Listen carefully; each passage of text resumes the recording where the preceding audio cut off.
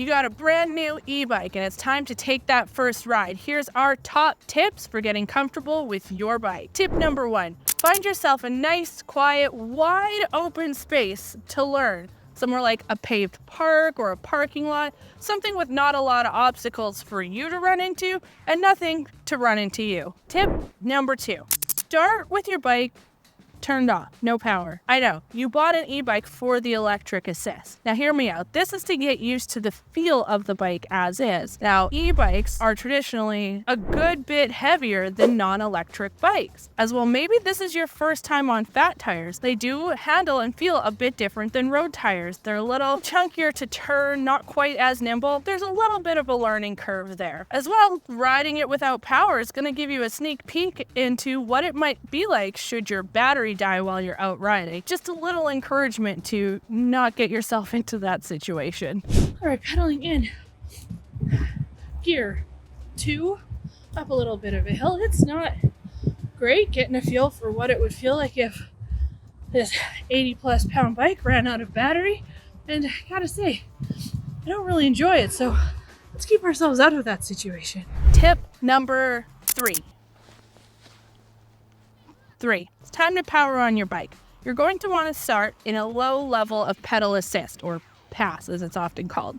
Like, say pass 1, and you're also going to want to start in an easier gear. Gear 1 or gear 2 is a good place. What you're not going to do is just slam on that throttle. What's going to happen is the bike's going to take off and you might not be ready for that. And this could cause an accident or an injury, and we don't want that. Give yourself time to ease into it and work up to those more powerful levels. You also don't want to start in a harder gear and a high level of assist, particularly on a mid-drive bike, and pop that throttle. Doing so can cause chain breakage, and that's no fun for anyone. Tip number 4, braking. Ideally, you're going to pull both your front and back brakes at the same time. This is going to give you the most stopping power. If you're just slowing down, hold the rear one. When it's time to stop, add the front. What you're not going to do is pull just the front. This could potentially send you ass over tea kettle. By pulling both brakes together, you're also going to even out the wear and tear between the front and back rotors and calipers and pads. Tip number 5, do some brake tests. Get used to how your brakes function. Like I mentioned before, e-bikes are often a lot heavier than a traditional pedal bike. You'll also probably find yourself going much faster, so that speed and weight combined, that's a lot of power that you're going to want to know how to stop. In fact, these bikes can stop pretty quickly once you get the hang of it. You may have ridden some older bikes that have the old cantilever brakes or the caliper ones that just pinch the top tire like this.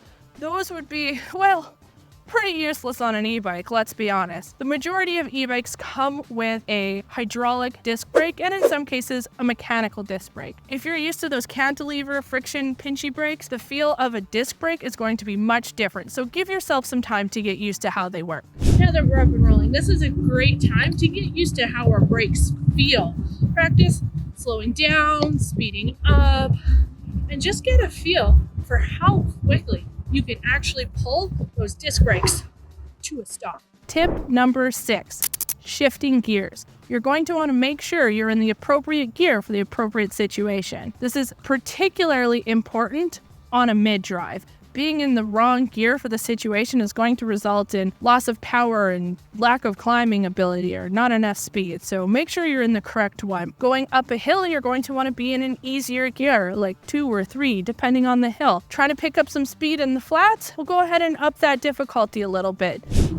Now that I've picked up speed on the flat, heading into this hill, I'm going to want to downshift into gear 2, maybe 3. Currently I'm in gear 2, just so I can make that climb nice and easy. I'm on pedal assist 1, and we're conquering this hill like butter. Beautiful. And while it is key on a mid-drive, it's still fairly important on a hub drive, particularly for your own comfort in pedaling. Maintaining a comfortable pedaling cadence is going to help increase your range. What you're not going to do is just put it in a middle gear and never shift your gears and just hope that's fine. Looking at you, Dave. That's for my husband.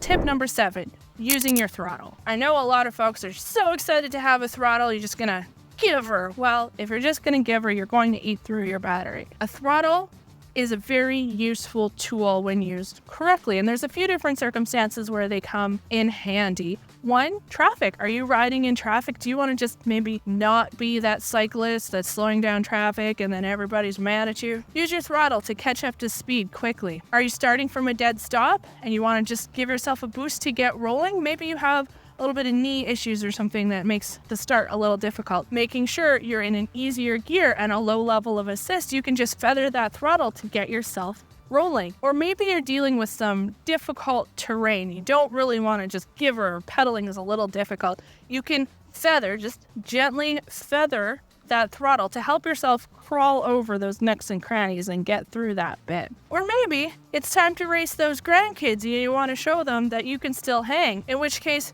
open her up and let them eat your dust.